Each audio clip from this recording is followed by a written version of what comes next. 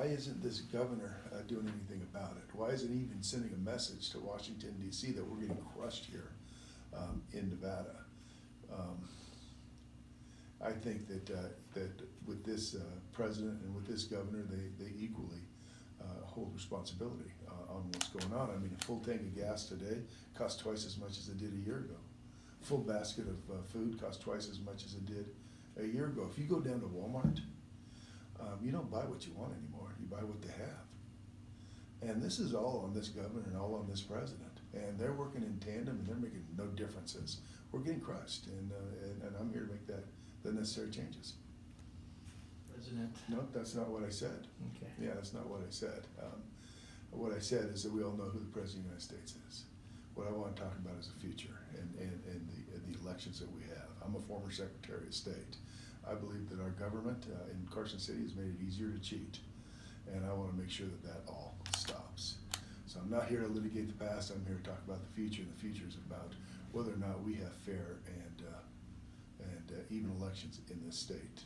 And as a former Secretary of State, as the next governor, that will happen. States. Yeah.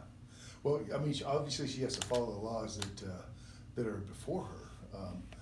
And one of those laws is one that I put in place, which was ballot harvesting back in the 90s when I was Secretary of State. Made it a felony for someone to walk into your home, a stranger to walk into your home, help you fill out your ballot, walk out of the house with it, and decide what to do with it, whether they want to turn it in or throw it in the dumpster behind your house.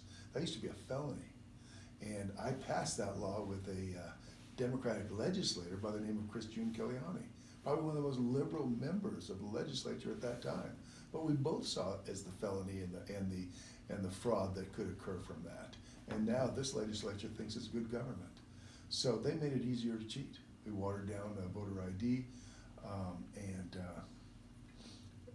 you know, you could go down the list. I mean, they all mail votes, multiple ballots sent to the same address, so on and so forth. So all that has to change. And when I'm governor on my first day, I will require voter ID in this state for all general elections, primary elections, and special elections. At a minimum, that's what we need in this state. Because if we don't, and we don't have good elections in this state, I can't govern.